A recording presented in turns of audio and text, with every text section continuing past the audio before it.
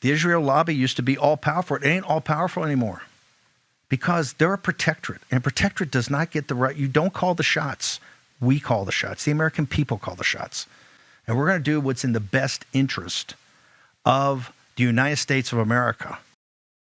Steve Bannon recently ripped into the Israel first mentality, saying Israel doesn't call the shots in the United States. He gets into why this mentality, as it pervades U.S. politics, is backward and counterintuitive. So let's get his take on this. Please like the video and subscribe to the channel.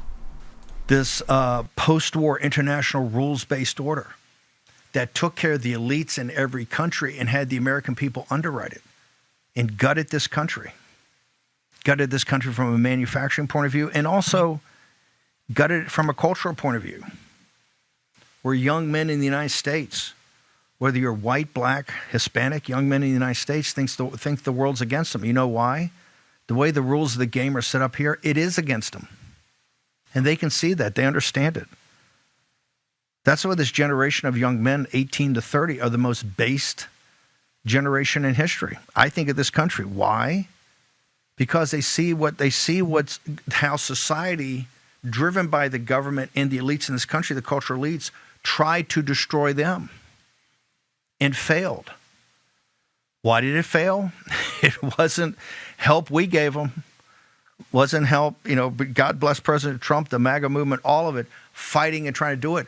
It was their resistance to say, no, we're gonna, you keep trying to drug us. You keep taking away shop and recess and everything that makes a little boy into a man, right? You take away Hollywood. You take away all of our role models. You make the dad the joke of every sitcom. Culturally, you do it. It's just a poison that just drips and drips and drips like an acid. We've had a revolt against that. This is one of the things you're seeing in Europe right now. Europe, these political elites invited in a mass invasion of people from third world countries that had no concept, no interest in assimilating. And they've driven their economies to the verge of bankruptcy in England and France. Well, I'm with Bannon about the cruelty and immorality and illegitimacy of the elite class, especially in the 20th century and early 21st century. What have the elites given us? They've given us FISA and the IRS and the central bank that extracts our wealth through inflation. They've given us the infinite warfare state on the back of Wilsonian democracy. They've given us globalism in the form of the United Nations. They've given us the WEF, the World Bank, the gigantic welfare state that we have today. They have diminished, the sanity of multitudes. They've spit in the face of workers. To be honest, that's the case, but certainly so it has been because of the foreign policy as well. It's depraved beyond being immoral and counterintuitive to U.S. interests. It spends domestic money overseas in theaters that no one, benefits from in the United States, especially Israel, which I think he's going to get into here. And the Israel first mentality is the most dangerous entangling alliance, the exact kind of entangling alliance that Washington and Jefferson warned about. In doing this. And now they want the United States, who was underwritten World War I, the bailout in World War I, World War II, the Cold War. You want us to bail them out again? It's not going to happen. People in the United States, you got to sort out your own mess, and that's why you see these populist parties that are coming up and arising. These populist nationalist parties don't want to have forever wars because they understand it's their young men that are going to be the cannon fodder. Yeah, I'm sorry to say the wars still continue, though, under Trump. They are bankrolling this. They are being bailed out. You're getting Boeing and Raytheon and Lockheed Martin with record profits in an industry that wouldn't exist without these perpetual wars and stupid military strikes and proxy war empire-building schemes against nuclear powers, including Russia right now. You wouldn't have that, but Trump isn't willing to walk away from either of those entangling alliances, both the Middle East and in Ukraine. God bless the volunteers. The volunteers that went into the army, but volunteers went during these wars of choice because they were told it was in defense of their country. Go to Section 60. Think of the 13 Marines and Army that died at Abbey Gate. Think of the dedication they had to the country in Afghanistan, and look what the political leaders did, the hash they made of that, the hash they made of Iraq, the lies and misrepresentations. Don't take it from me. The Afghanistan papers, the Washington Post, shows you all the lies of Afghanistan. I had time to have that put in my grill, my time in the White House. Well, I'm with them on all that. The earnest and honest and legitimate sense of patriotism of most of the soldiers that are in the Army today, that were in during the War on Terror, were perverted to duplicitous ends by the people in power, by the ruling class that set out to have a 20-plus year occupation of Afghanistan. It was an empire-building scheme. Same with Iraq. 20-plus year occupation over nothingness. The U.S. could have cleared out al-Qaeda and left Afghanistan, but no, it had to control the poppy fields, and in Iraq it had to control the oil fields, and we had to build these empire-building schemes on behalf of Israel, who always wanted Saddam deposed. They always wanted the Ayatollah deposed too. That's why the United States launched a new war with them over Iran back in May, right? Late May. So that's exactly what's at play here. It's never beneficial to Americans. All it does is plunge us deeper into debt and destroys the purchasing power of our currency, because the central bank prints new money to finance it. And when you introduce money into the economy, you expand the monetary supply. And that inflicts a callous and egregious tax that they don't even have to legislate. They just have the central bank print the money instead of raising our taxes. That's how they get away with it. When we try to get out of Afghanistan in the first year of President Trump's administration, just bald-faced lies. The same thing in Iraq. You got the Bush, and you got all the Bush, the Boltons of the world, all these people that lied about Iraq and getting us into Iraq. The lies and misrepresentations, the same types of lies you see now trying to get us into a land war in Iran, which we're not going to do.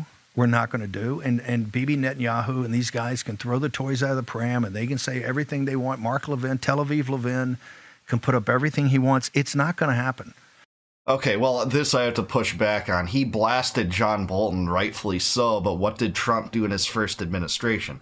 He elevated Bolton to one of the key positions of power, and he's not the only one. Trump also elevated Pompeo to a key position of power.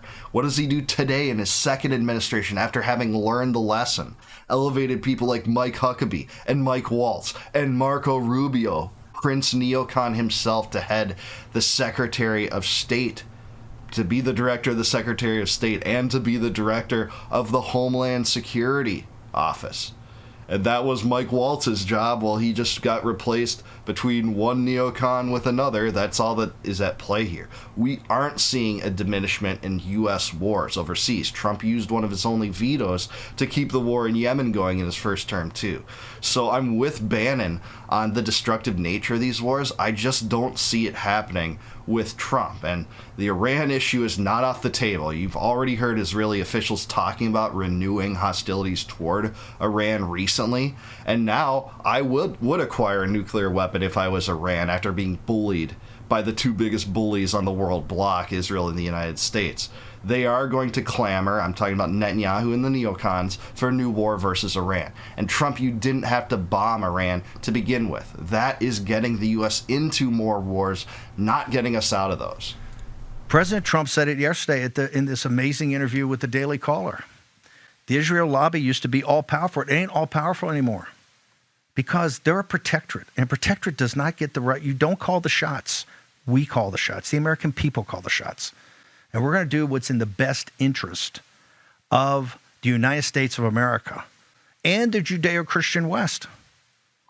And part of that is not this expansionist program, and particularly when you have the situation in Gaza, which was brought about, we still don't know. We still don't have any understanding of how October 7th happened and caught everybody by surprise.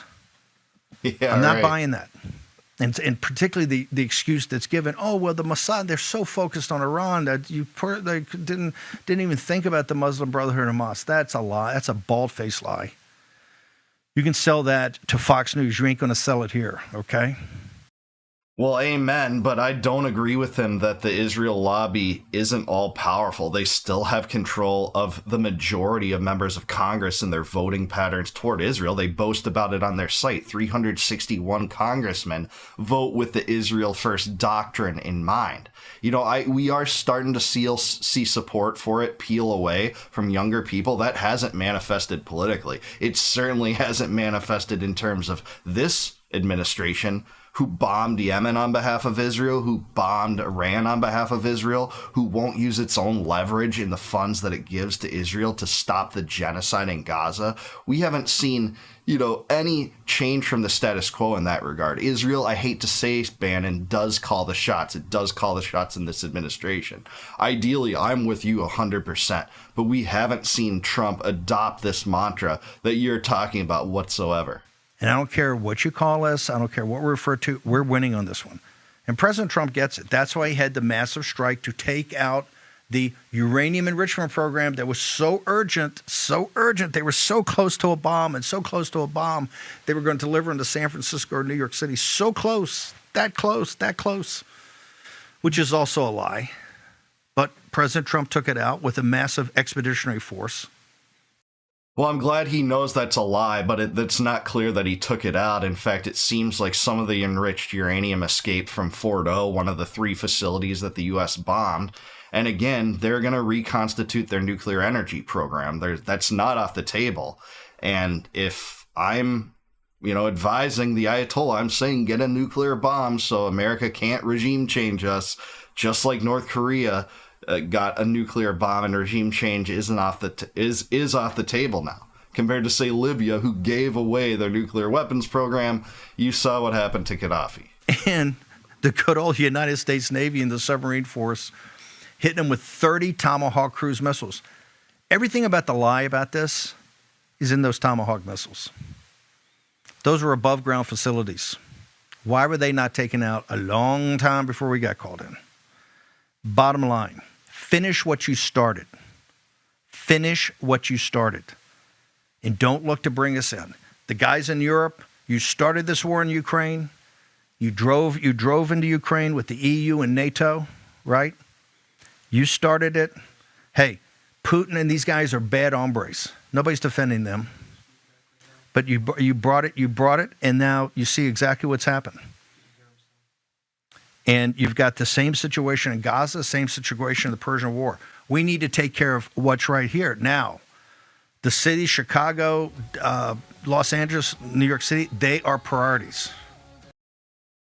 Yeah, I'm with Bannon on the priority structure here, but he's also wrong about a key aspect of Ukraine. It wasn't the Europeans that started that conflict. It was the Americans using NATO as the European wing of the U.S. empire building scheme and overthrowing the Yanukovych government in 2014 and 2013. You have that leaked call between Victoria Nuland and Jeffrey Pyatt talking about who had to be part of the provisional government.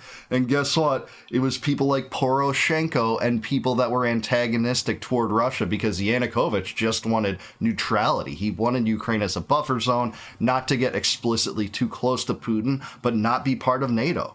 And the U.S. wanted Ukraine part of NATO. They had been saying it essentially since the mid-90s in the Clinton administration. Bush had the Bucharest summit in, I believe, 2008, saying not only NATO would include Georgia, but also Ukraine. And when the U.S. overthrew the Yanukovych government, there began a small-scale civil war between the eastern part of Ukraine and the western part of Ukraine. That's when the war began. It was largely due to the United States. Sure, there was European influence there in terms of the NATO alliance and pushing NATO to the borders of Russia, something that the U.S. wouldn't accept. And if you doubt me on that, look at how the U.S. handled the Cuban Missile Crisis in the 60s. It wouldn't accept missiles close to the borders of the United States. It wouldn't have accepted the Soviet Union overthrowing Canada and replacing it with an anti-U.S. administration and putting weapons there either. Well, that's exactly what the U.S. has done when it concerns the Eastern Bloc and Russia, pushing NATO to its borders, introducing their forces to NATO joint exercises since then, arming Ukraine with the Aegis missile system that can launch offensive weapons tipped with an H-bomb if they want. Trump boasting about doing that in his first term, saying that I provided them with weapons that even Obama didn't. He's complicit with this too. But yes, certainly Biden has his share of culpability too. I haven't seen a reason to think that Trump's willing to walk away from that, especially as he talks security guarantees. And same thing with Israel. This is the Adelson presidency. She gave Trump $100 million. She expects to receive a payoff. She's getting it. She's getting it in the form of bombing Yemen, bombing Iran, and doing nothing about the genocide in Gaza. That's what she's getting in return. That's Washington politics, the Israel lobby at work. It's status quo. Trump doesn't get it. I'm with Bannon on a lot of his rhetoric, which is fantastic. His stance on this is great, and to call some of those things lies is great. But we haven't seen Trump go against this kind of propensity in foreign policy. But I do want to hear from you. Let me know down below. Do you agree with Steve Bannon, or do you agree with me? Does Trump understand this? Is there any diminishment of the Israel lobby right now? Do they still own our government, more or less? Let me know in the comments down below. Please like the video and subscribe to the channel. Also subscribe to Steve Bannon over on Rumble. He's not on YouTube. And please consider becoming a YouTube member. Click the join button below to do that. You can help support the channel. And in return, I will grant you access to all of my videos before they go live to the general public on YouTube. And until I see you guys next time, no more war, no more debt, no more inflation, and no more empire. Peace out, guys. Catch you in the next one.